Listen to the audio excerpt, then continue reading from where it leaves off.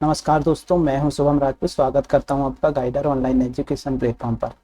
तो जैसा कि आप जानते हैं, हमने आपकी मेंस की आंसर राइटिंग को बेहतर बनाने और उसमें अधिक से अधिक अंक अर्जित कराने के लिए मेंस आंसर राइटिंग की एक श्रृंखला अभ्यास का आयोजन किया था। और अभ्यास की इसी श्रृंखला में आज हमारे 10वें लेक्चर में, ठीक है ना फ्रेंड, 10वें लेक्चर में हम आपको जो पेपर फर्स्ट का जो पार्ट सेकंड है उसकी यूनिट 5 का मेंस आंसर राइटिंग कराएंगे फ्रेंड। और इसी परिप्रेक्ष्य में मैं आपको सीधे इसके फॉर्मेट की ओर लेकर चलता हूं, जिसमें हम आपको 3 3 marker question, 2 5th marker question और एक 11th मार्कर क्वेश्चन जो होते हैं, जो कि बेसिक लेवल के होते हैं, इनकी प्रैक्टिस कराते हैं फ्रेंड। इसमें हम क्या करते हैं, आपको पहले मिनट पर एक क्वेश्चन पत्र प्रोवाइड कराते हैं और उसको आप लगातार 18 मिनट तक लिखते हैं। और तत्पश्चात हम उसको 12 मिनट में जो इसका मॉडर्न आंसर होता है और इसके जो स्टैंडर्ड और कितने टाइप से इस प्रत्येक क्वेश्चन को लिखा जा सकता है उसके बारे में बताते हैं, ठीक है ना। तो अब हम आपका ज़्यादा समय ना लेते हुए मैं सीधे आपको क्वेश्चन की ओर मूव कराता हूँ। तो फ्रेंड, ये रहे आपके क्वेश्चन, जिसमें 3 3 मार्कर क्वेश्चन है, 2 5th मार्कर क्वेश्चन है और एक जो है 11th मार्कर क्वेश्चन यहाँ पर आपको दिया जा रहा है।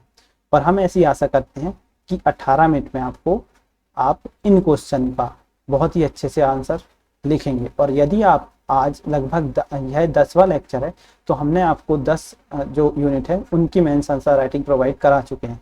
और यदि अभी तक आपकी जो आंसर स्पीड इंप्रूव नहीं हो रही, तो आपको निश्चित तौर पर और अधिक मेहनत करने की ज़रूरत है।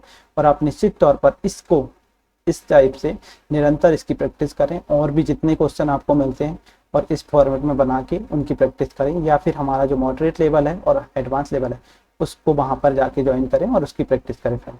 इससे निश्चित तौर पे आपको फ़ायदा होगा, आपकी स्पीड इंप्रूव होगी, आपका प्रेजेंटेशन सुधरेगा और जो नॉलेज है आपका सुधरा, काफ़ी आप उसमें हार्ड वर्क कर रहे होंगे। तो इस प्रकार से आपका सिलेक्शन निश्चित हो जाएगा फ्रेंड, ठीक है ना। तो अब हम इन क्वेश्चनों पर चर्चा करेंगे। आपने जो क्वेश्चन आंसर लिखे हैं उनको आप यहाँ से मिलान कर सकते हैं।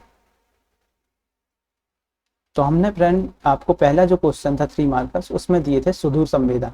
तो जैसा कि आप जानते हैं, यह एक कॉन्सेप्चुअल बेसिस क्वेश्चन है, ठीक है ना। कॉन्सेप्चुअल बेसिस क्वेश्चन है, तो हम यहाँ पे इसकी परिभाषा देना पड़ेगा कि सुदूर संवेदन से क्या तात्पर्य है। तो किसी वस्तु अथवा घटना से सीधा संपर्क किए बिना जानकारी एकत्रण क्या कहलाता है? सुदूर संवेदन कहलाता है। सुदूर संवेदन कहलाता है। इसमें यहीं पे इसका उदाहरण दे देंगे कि वायुयान चित्रण, ठीक है, वायुयान का जो चित्रण होता है, अंतरिक्ष का चित्रण होता है, यह सब सुदूर संवेदन के अंतर्गत आता है। और ऐसे उपग्रह सुदूर संवेदी, जो जिन उपग्रह के द्वारा सुदूर संवेदन का कार्य किया जाता है उन्हें कहते हैं हम सुदूर संवेदी उपग्रह, ठीक है ना। उसमें एक उदाहरण दे देंगे कि जो भास्कर प्रथम है, भास्कर प्रथम, यह है हमारा सुदूर संवेदी उपग्रह है, ठीक है ना। अब हम अगर इस क्वेश्चन को लिखने की बात करें कि और कितने डिफरेंट टाइप से लिख सकते हैं, तो हम उसमें देखेंगे कि यहाँ पे 1 2 3 और ये 4, हमने टोटल आपको 4 फैक्ट दिए सबसे पहले, ठीक है ना। और आपको भी किसी भी क्वेश्चन हो उसमें यदि आपको 3 मार्कर्स है तो उसमें 4 मिनिमम फैक्ट देना है। उससे अधिक यदि आपको स्थान बचता है तो आप निश्चित तौर पर देंगे, ठीक है ना। तो अब यदि आपको परिभाषित करने वाला कोई क्वेश्चन आता है तो उसमें निश्चित रूप से आपको 3 से ज़्यादा फैक्ट नहीं दे पाएंगे, क्योंकि आपको एक पूरी लाइन है, और जो पहली लाइन होती है उसमें आपको परिभाषित करना होता है और जो दूसरी लाइन होती है उसमें 2 आप फैक्ट दे सकते हैं। इस प्रकार आपको 3 जो फैक्ट हो सकते हैं, ठीक है। और अगर हम यहाँ पर डिफरेंट टाइप की बात करें तो एक तो ये फॉर्मेट है, ठीक है ना। दूसरे फॉर्मेट की बात करें तो हम सीधा यहाँ पर स्लैश लगा के जो लिखते हैं, ठीक है ना। तीसरे फॉर्मेट की बात करें जिसमें हम यहाँ पर कॉमा लगा कर लिख सकते हैं फ्रेंड। चौथे फॉर्मेट की बात करें कि यहाँ पर आप जो मैन जो है उसको रेक्टेंगल बनाकर प्रदर्शित कर दें और फिर उसके पश्चात उसकी 4 रूट निकालकर यहाँ पर उनके जो फैक्ट हैं उसको दे दें, ठीक है ना। 5वें अगर हम उसकी बात करें, ठीक है ना, इसमें हम क्या करेंगे कि 20 से डिवाइड करेंगे। 20 से डिवाइड जो 2 या 3 लाइन देते हैं उनको 20 से डिवाइड करेंगे और 1 फैक्ट यहाँ, 1 फैक्ट यहाँ, 1 फैक्ट यहाँ, 1 फैक्ट यहाँ। इस प्रकार से हम अभी तक आपको 5 जो फॉर्मेट है वो बता चुके हैं और इनकी निरंतर आपको प्रैक्टिस करनी है। आगे के लेक्चरों में हम कोशिश करेंगे कि आपको और 5-6 जो डिफरेंट फॉर्मेट है, इस प्रकार से हम टोटल आपको 11 से 12 जो फॉर्मेट है वह बताने की कोशिश करेंगे फ्रेंड। तो हम यहाँ पर अब दूसरे क्वेश्चन की ओर चलते हैं कि GIS क्या है।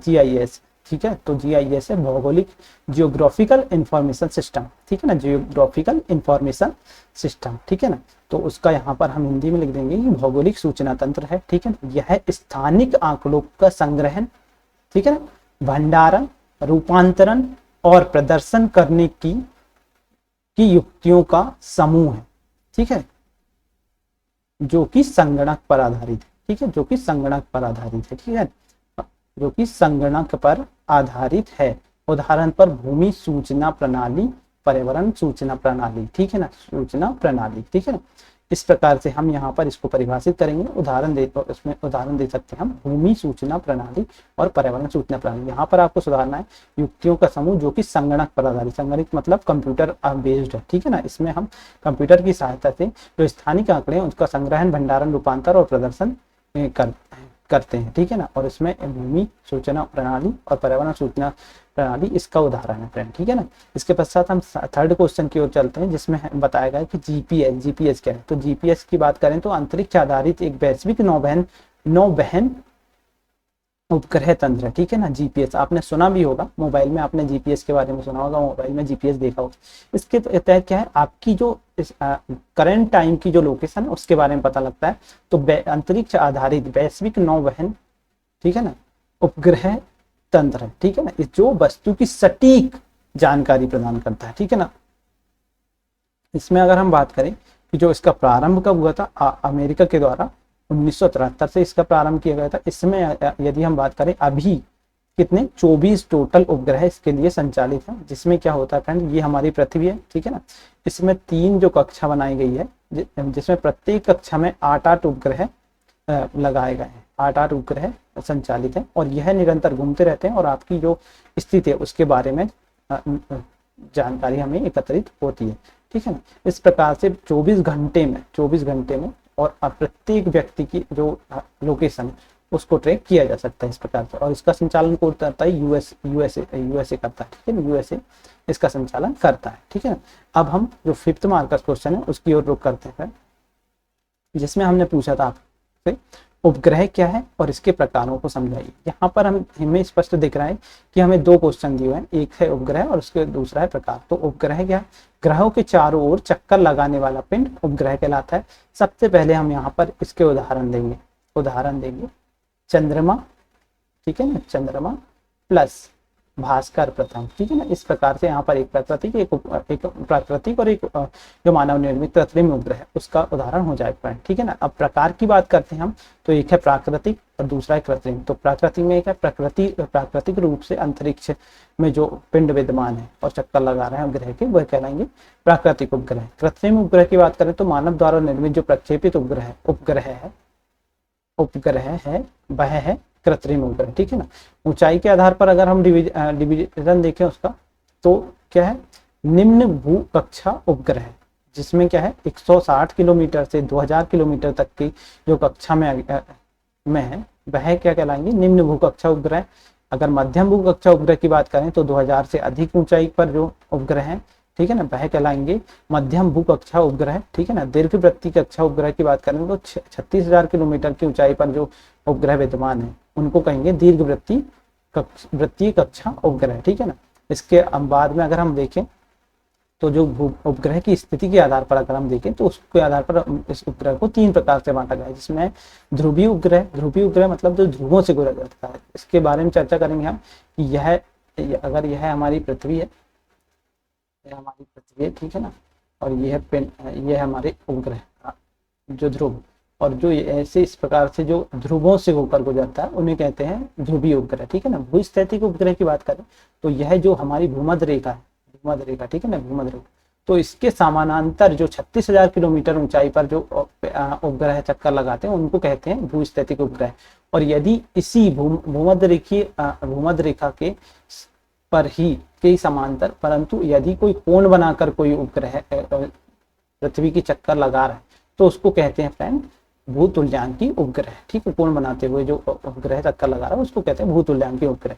तो इस प्रकार से हम उपग्रह को देख सकते हैं और इस प्रकार से हम इसका कंक्लूजन लिखेंगे कि हम विविध प्रकार से उपग्रह को देख सकते हैं, जिसमें भास्कर प्रथम, आर्यभट्ट प्रमुख उपग्रह हैं। तो इस प्रकार से हमारा जो फिफ्थ मार्क का क्वेश्चन है उसको देख लिए। अब सेकंड जो दूसरा फिफ्थ मार्क का क्वेश्चन है उसको देखेंगे हम कि जीआईएस के घटक क्या हैं और उसके उपयोग बताइए, ठीक है ना। तो जीआईएस के हम सबसे पहले घटक देखेंगे कि जीआईएस जो भौगोलिक सूचना प्रणाली है उसमें संगणक प्रणाली है जो स्थानिक आंकड़ों का संग्रहण, भंडारण, रूपांतर और प्रदर्शन करते हैं, ठीक है ना। जीआईएस के प्रमुख जो सॉफ्टवेयर है वह है आर्क जीआईएस इत्यादि, ठीक है ना। इसके घटक की बात करें तो पहला है घटक डाटा, दूसरा है हार्डवेयर, तीसरा है हार्डवेयर सॉफ्टवेयर, चौथा है संचार माध्यम, ठीक है ना। यहाँ पे ये एक्स्ट्रा लिख दिया भैया ने, ठीक है ना। हार्डवेयर डाटा, हार्डवेयर सॉफ्टवेयर और जो संचार माध्यम है वह, ठीक है ना। तो इस प्रकार से हम अगर डाटा की बात करें तो विभिन्न जानकारियां होती है, यह कहलाती क्या हमारी उपग्रह द्वारा प्राप्त जो जानकारियां होती है जो कंप्यूटर में संग्रहित करते हैं उसको कहते हैं डाटा। हार्डवेयर की बात करें तो जब कंप्यूटर जो होता है हार्डवेयर के अंतर्गत कंप्यूटर हार्डवेयर, ठीक है ना, प्रिंटर इत्यादि होते हैं वह संचार हार्डवेयर, ये सब हार्डवेयर के अंतर्गत आते हैं। सॉफ्टवेयर की बात करें तो इसमें जो है कंप्यूटर सॉफ्टवेयर आते हैं, ठीक है ना, जैसे आर्क जीआईएस, आर्क व्यू इत्यादि जो सॉफ्टवेयर है वो आते हैं। संचार माध्यम की बात करें तो इसमें वायरलेस एवं वायर जो माध्यम होते हैं जिनके द्वारा डाटा का ट्रांसफॉर्मेशन किया जाता है वह सब माध्यम आते हैं फ्रेंड, ठीक है ना। और इस प्रकार हम इसको कंक्लूड करेंगे कि इस प्रकार से हम इसके घटकों को देख सकते हैं। और अगर हम उपयोग के बारे में देखें तो हम यहाँ पर उपयोग के बारे में देखें तो उपयोग के हिसाब से देखेंगे कि जीआईएस के द्वारा हम विविध जो पर्यावरणीय सूचना है उनको एकत्रित करते हैं, ठीक है ना। भूमि से संबंधित विविध जो इंफॉर्मेशन है उनको संग्रहित करते हैं, जो जल से संबंधित विविध जो सूचना है उनको एकत्रित करते हैं। इस प्रकार से इसके उपयोग को देख सकते हैं। अब हम यहाँ पर 11th मार्क का क्वेश्चन जो है उसकी ओर रुख करते हैं फ्रेंड, जिसमें हमने आपसे पूछा था जीपीएस क्या है और इसको समझाइए और इसके उपयोग पर चर्चा करते हुए भारत के संदर्भ में इसकी चर्चा करिए, ठीक है ना। तो यह एक काफी कॉम्प्लेक्स क्वेश्चन बन जाता है। तो हम सबसे पहले इसको तोड़ेंगे कि सबसे पहले जीपीएस बताएंगे, ठीक है ना, इसके उपयोग के बारे में बताएंगे और फिर भारत के संदर्भ में इस पर चर्चा करेंगे। तो सबसे पहले हम बताएंगे कि जीपीएस क्या है। ग्लोबल पोजिशनिंग सिस्टम एक वैश्विक नौवहन उपग्रह प्रणाली है जिसका विकास किसने जो यूएसए है उसने 1973 से स्टार्ट की थी, 1995 में संपन्न, मतलब इसकी शुरुआत हो गई थी 1973 से इसका प्रारंभ किया गया था, मतलब स्टार्टिंग इसको प्रारंभ किया गया था, लेकिन परंतु 1995 से इसको यह पूर्ण हो गई थी और इसका जो पब्लिक यूज है वह शुरू हो गया था, ठीक है ना। इसमें अगर कुल उपग्रह की बात करें तो कुल 24 उपग्रह कार्य करते हैं जो लगातार घूमकर जानकारियां एकत्रित करते हैं, ठीक है ना फ्रेंड। अब इसके अनुप्रयोगों की बात करते हैं तो कृषि के क्षेत्र में इसका क्या अनुप्रयोग है, इसमें मौसम संबंधी जो भविष्यवाणी है वह कर सकते हैं जीपीएस की सहायता से, और फसल प्रबंधन, ठीक है ना। आपदा के संदर्भ में अगर इसका अनुप्रयोग देखें तो आपदा ग्रहण से जो ग्रसित क्षेत्र है उसका मुआयना करना है, ठीक है ना, उसके बारे में, ठीक है ना। चक्रवात का पूर्वानुमान लगाना है, आपदा रणनीति किस प्रकार से बनाए, उसमें जीपीएस का बहुत महत्वपूर्ण योगदान बन जाता है फ्रेंड, ठीक है ना। अगर हम एयू के बारे में देखें, ठीक है, सैन्य जो उपयोग है उसके बारे में देखें, सैन्य जो उपकरण है उसका नियंत्रण किस प्रकार से करना है, सीमा में घुसपैठ और निगरानी किस प्रकार से करना है, इस सब के संदर्भ में हम जीपीएस का उपयोग करते हैं शत्रु की स्थिति का पता लगाने में। तो जैसे कि हम सैन्य उपयोग के बारे में बात कर रहे हैं तो इसी संदर्भ में बताना चाहूंगा, जब हमारे यहाँ पर 1999 में युद्ध हुआ था कारगिल का युद्ध, तो उस समय पर हमें जो जीपीएस है यह है यूएस की, ठीक है ना, यह यूएस की प्रणाली है, ठीक है ना। तो हमें यूएस ने इसका उपयोग करने से, सैन्य उपयोग के लिए इसका उपयोग करने से मना कर दिया था, ठीक है ना। तो इसी कारण से हमारे जो तात्कालिक प्रधानमंत्री थे श्री अटल बिहारी वाजपेयी जी, उनके द्वारा यह बताया गया, यह घोषणा की गई कि अब हम हमारे खुद का एक जीपीएस जैसा प्रणाली विकसित करेंगे। इसी कारण से हमारे द्वारा आज IRNSS जो है उसका उपयोग किया जा रहा है, उसकी चर्चा हम आगे करेंगे। तो अब हम दैनिक जीवन में इसके उपयोग में देखेंगे कि यहाँ पे लोकेशन ट्रैकिंग, सॉरी फ्रेंड, यहाँ पर बहुत ज़्यादा गलती दिखाई दे रही है। लोकेशन ट्रैकिंग, मैपिंग और महिलाओं की सुरक्षा में काफ़ी इसका उपयोग किया जा रहा है, और सैन्य की निगरानी इत्यादि में काफ़ी इसका उपयोग किया जा रहा है। तो उसके बाद साथ हम देखेंगे कि जीपीएस के समान ही भारत द्वारा अपनी जो नेविगेशन है, नेविगेशन प्रणाली विकसित की जा रही है, जिसे IRNSS के नाम से जाना जाता है। और IRNSS के बारे में देखेंगे हम कि इंडियन जो regional navigation system, satellite system है, उसकी का प्रारंभ कब 2016 में किया गया। इसमें कितने टोटल 7 जो नेविगेशन उपग्रह हैं जो कि भारतीय उपमहाद्वीप के पर दृष्टि रखते हैं। और इस जो प्रणाली है इसको हम क्या कहते हैं, नाभिक के नाम से भी जाना जाता है। अगर हम इसकी सेवाएं के बारे में देखें तो स्टैंडर्ड पोजिशनिंग सर्विस, इसमें 2 प्रकार की सेवाएं दी जाती है, स्टैंडर्ड पोजिशनिंग सर्विस और एक रिस्ट्रिक्टेड सर्विस। तो स्टैंडर्ड पोजिशनिंग सर्विस के बारे में बात करें तो यह सभी के लिए खुली हुई सर्विस है। और अगर हम रिस्ट्रिक्टेड सर्विस की बात करें तो यह एनक्रिप्टेड सर्विस है, ठीक है ना, एनक्रिप्टेड सर्विस है के रूप में होगी, जो कि मात्र प्राधिकृत जो संस्थाएं उनके द्वारा इसका उपयोग किया जा सकता है। यदि हम IRNSS के द्वारा किसी भी, अगर इसमें कुछ विशेष तथ्य देते हैं जिसमें हम IRNSS के द्वारा किसी भी स्थल की सटीक जानकारी चाहते हैं तो यह भारत में 10 मीटर तक स्पष्ट जानकारी दे सकता है। और भारत के संलग्न जो क्षेत्र है उसमें 20 मीटर ऊपर से स्पष्ट जो जानकारी है वो प्राप्त की जा सकती है फ्रेंड। इस प्रकार से हम इसके जो 11th मार्क का क्वेश्चन है उसको देखते हैं फ्रेंड। और इसी के साथ हमारी जो आज की श्रृंखला है वह समाप्त होती है। तो मिलते हैं फ्रेंड्स अगले वीडियो में, जिसमें हम जो हमारा दूसरा पेपर है उसकी शुरुआत करेंगे। इसके साथ ही आपसे विदा लेते हैं। जय हिंद, वंदे मातरम। धन्यवाद।